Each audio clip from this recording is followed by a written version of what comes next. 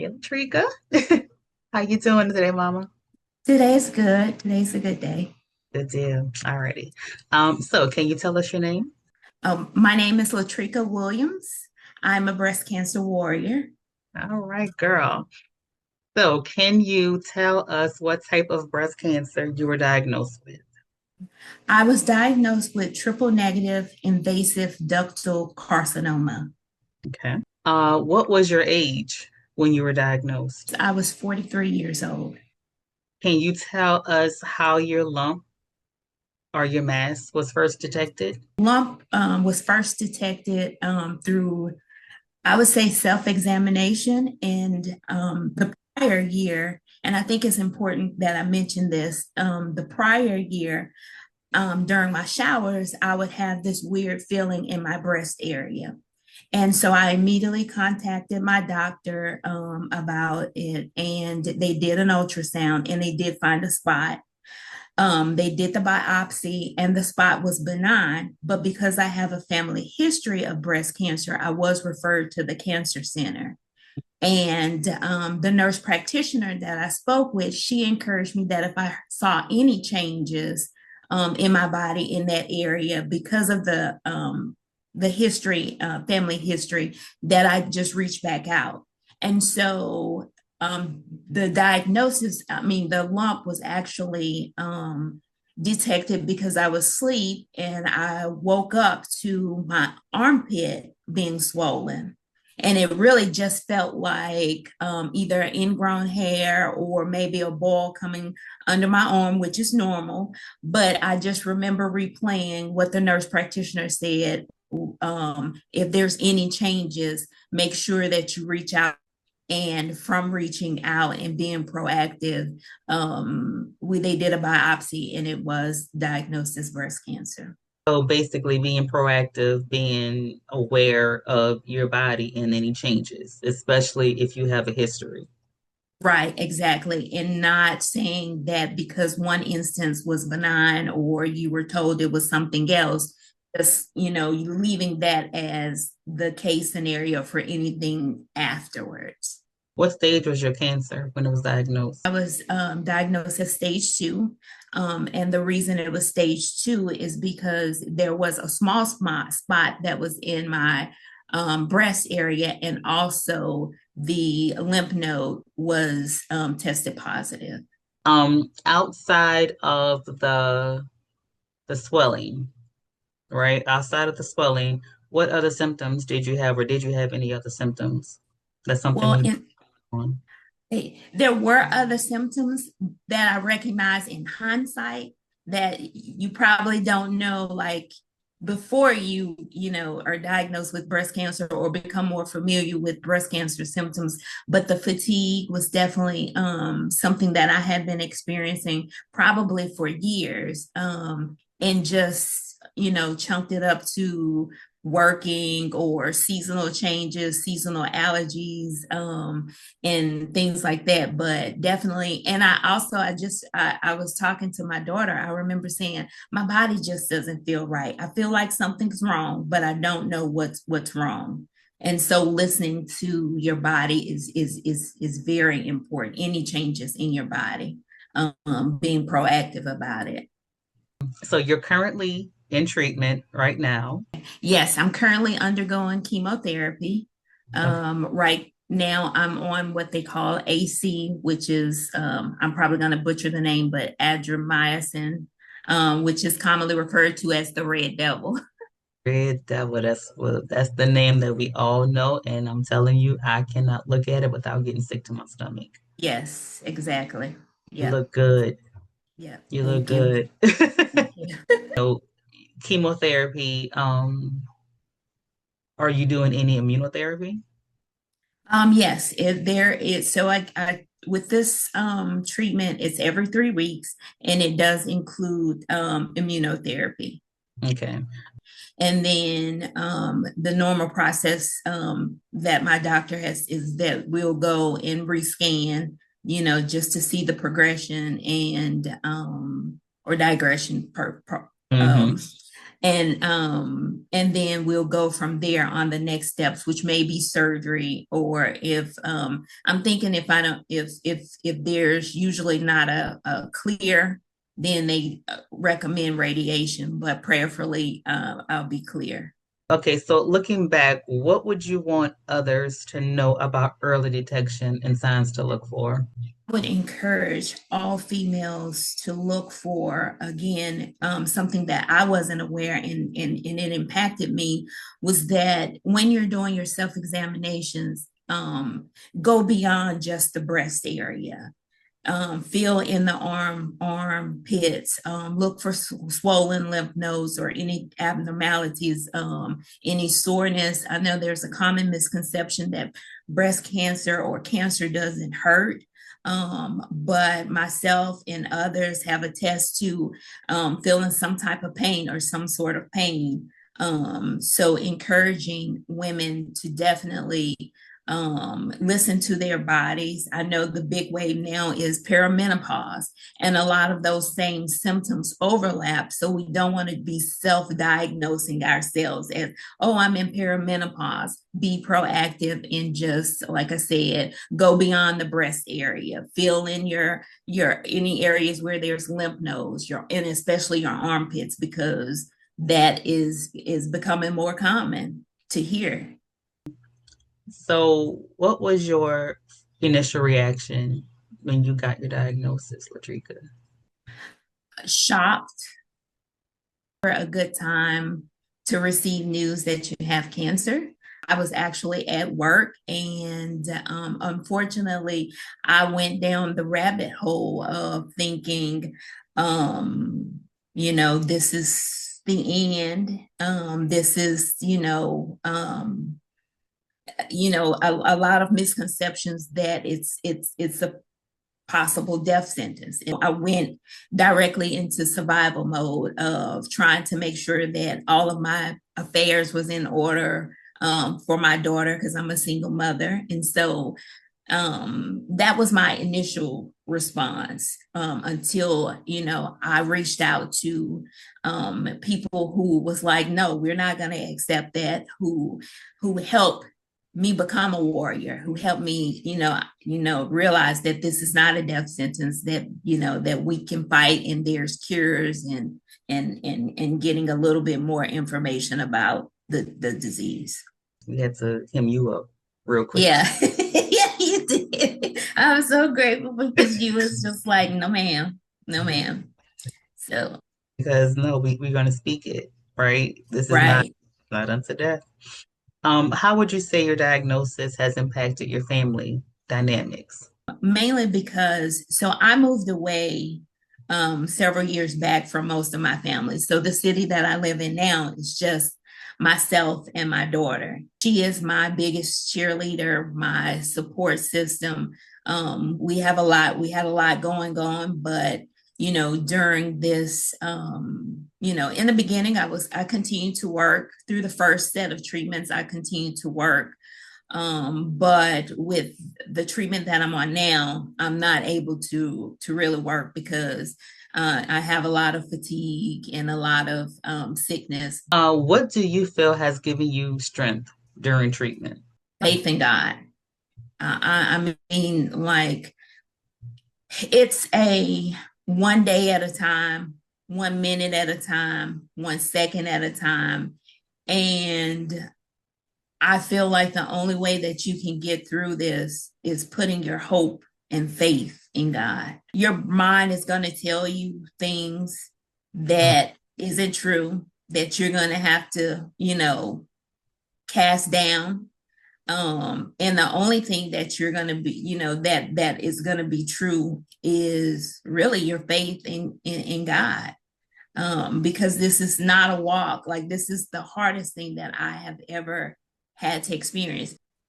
Yeah, would you say, because I would say that sometimes the mental battle is more difficult than the physical. Once you get that diagnosis, it's every little ache and pain is fearful. During this period, you're not constantly being rescanned or rechecked, and your mind is telling you all kind of things and you're feeling all kind of things, and that's the period where you realize that you have absolutely no control over what is happening. You don't know what caused it to happen, and so you're fearful of everything that you eat, anything that you drink, environmental things, stress. You know your mind may think one thing and you're trying to tell yourself, no, I don't need to be thinking about that, I just need to relax. It's a constant mental battle. Was there a scripture or anything that resonated with you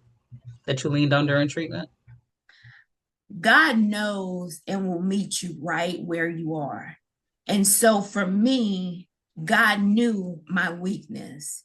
He knew that I was at, when I got diagnosed, I was tired already. And that's why my thought process went to probably giving up. And I hate to say that, but I mean, that's the truth of where I was, at that time.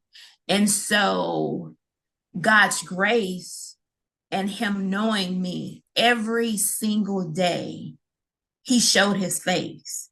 And He showed His face to give me strength to get through each time that I felt like I was too weak. So, there's so many scriptures, like I said, every day, but the one that resonates right now is and I may not quote this correctly, but in my weakness, his strength is made perfect. Whenever I would feel some type of way, he would always send someone or send a scripture, or even church. The message at church was just right on time for me. And it was just always him letting me know, I'm walking this with you. I got you. In the beginning, I remember feeling like I didn't want people to give me false hopes or to be like, you're going to be all right. You're going to be this. That's what my mind was saying before even telling people. And it's so ironic that the people that he sent me to confirm that I was going to be okay, I felt it. I felt it in their faith. It wasn't like they was just telling me something, or it was just something that they felt was the right thing to say. I really felt like they believed that God was speaking through them to me. So he just showed himself every day. How has cancer changed you? It's constantly changing me. I think I'm more, aware of how easy it is to take things for granted.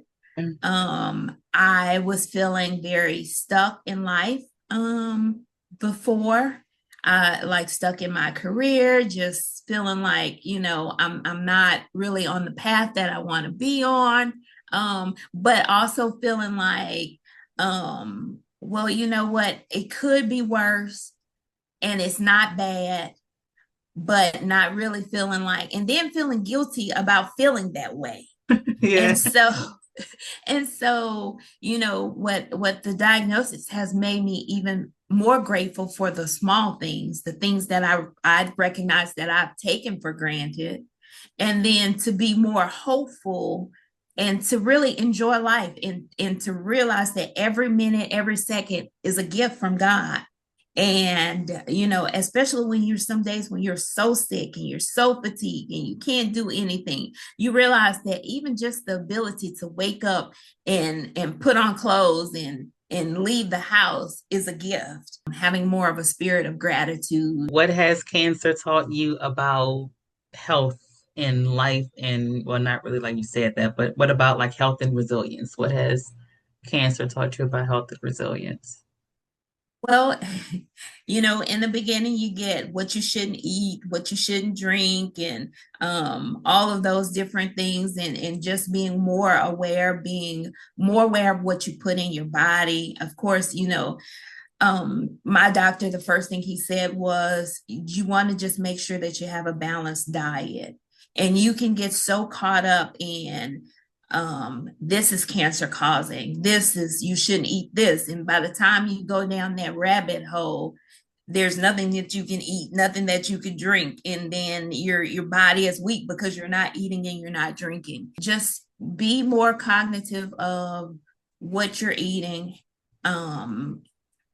Try to eliminate stress as much as you can and live a healthy, whole, balanced life. My thing now is getting up in the morning and, walking up and down the street for a few minutes because, I'm not all the way 100% where I was, but, just getting up and doing the things that in your mind tell you need to exercise. So get up and exercise. What message do you want to leave to someone newly diagnosed? I couldn't hear you, but I know what you said. You said fight. Fight. Yes, fight. Do not give up. Do not give in. Fight. And fight means having hope, having faith in God. Fight means changing your diet, like we said, just doing the things that you need to do, prioritizing self. Fight means give yourself a fighting chance because you can beat this. What about a family member or a friend to someone newly diagnosed? What advice would you give them to best support? Is to show up, just be there. I have a friend who lives out here, and there everyone is just like, if you need anything just let me know, if you need anything just let me know.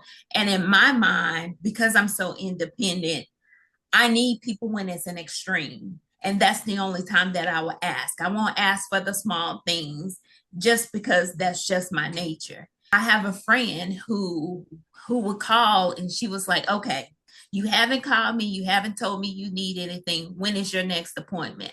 And I was like, "It's Friday here." She was like, "What time?" And I told her. And she met me there. And I didn't know. And that was the time that my daughter couldn't go. And I didn't know that. I thought that, oh, I could get there. I can drive. I'm okay to drive and come back.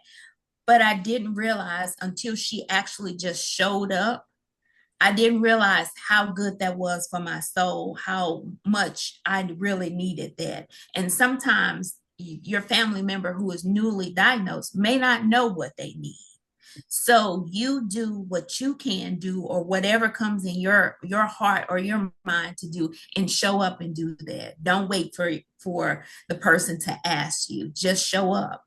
What do you think people misunderstand about breast cancer? Two things. One, which is what I mentioned earlier, that it's a death sentence.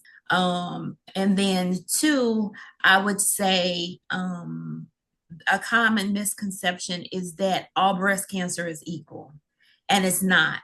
There are different diagnoses, there are different treatment plans, and everybody, the way that they go through it, is different. It impacts people's body different.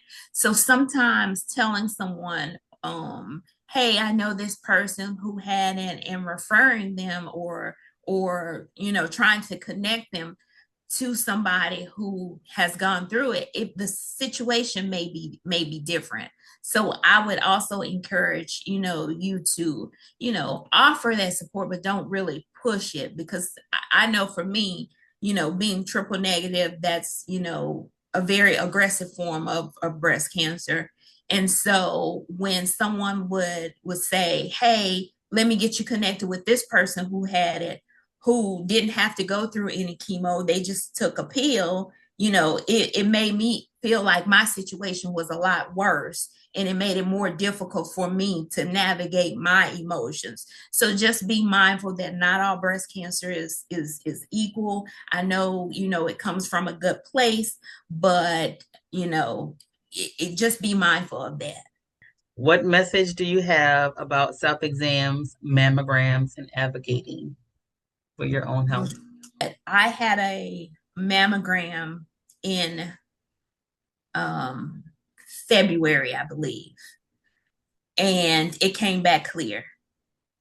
And my diagnosis was 2 months later in April. And so I say that I advocate for frequent, make sure that you're getting your mammograms. If you have dense breast tissue, make sure that you're getting ultrasounds. If you have a family history, make sure that that is notated so that you can either be on semi-annually versus annually. But I strongly advocate for self examinations and being very aware of your own body and changes to your body, and making sure that you're making those appointments and not sitting on anything that you feel or any symptoms that you have. So, frequent self examinations are dire. Just learn your body and be proactive about your health. Yeah. Last question. How can friends and family best support someone going through treatment? I think the best way that friends and family members can support someone who's going through treatment is one, give grace, because there are a lot of emotions like we mentioned before. This battle is not just physical, it's also mental. So you have to give that person grace. There's a lot of times we can't get out the bed. There's a lot of times that we don't have the energy, the mental capacity. We have what they call chemo brain. We forget things. So give a person grace that's going through treatment. Also, showing up anyways, even if they say they don't need anything, show up. you know um, be an advocate for them, because sometimes it's too much information, and we do need that support and someone helping to advocate for us. And simply asking the question, how can I best support you today? And show up in those ways, because sometimes we may know, like there's sometimes where I may be feeling like I'm not hungry, I can't eat anything, and then all of a sudden I get that like shake feeling where I'm like, I need something to eat right now. I just grab me something, just bring it to me. And so that those are the things that I would say is give a person grace and show up, and just simply ask the question, how can I best support you? Anything that we didn't discuss that you want to leave with anyone that may be watching this? The greatest advice that I will hold on to actually came from you, about this through this process. And it was, and I'm probably not going to say it the way that you say it, but I'll say what you meant and what it meant to me, was that giving your own self grace and knowing and prioritizing yourself. You may have to cut off people if they are, if there's someone that they're coming from a good place, a good heart, but it messes with your spirit and it puts you down, because they may start talking about, oh, such and such, they passed away, they had this or things like that. You may have to cut those people off during this time. And you have to be okay with that. You have to prioritize yourself, in terms of going to your doctor's appointments, getting the treatments that you need, but also making sure that you keep your peace, as a priority. And that may mean completely changing the way you've always done things. So prioritizing self, and learning what that means for you, and really just doing it. You have to be a little selfish during this period. Yeah, that's something that I said. Yes. Yes, yes. Cancer taught me just to be selfish and be unapologetic about it. I fought physically and mentally as hard as I could to get on the other side of this thing. Touching yourself, knowing your body, and all of those, that is going to be never ending. And that's what I'm learning, and that's what I'm coming to grips with and becoming okay with. Because again, I had a lot of misconceptions as well.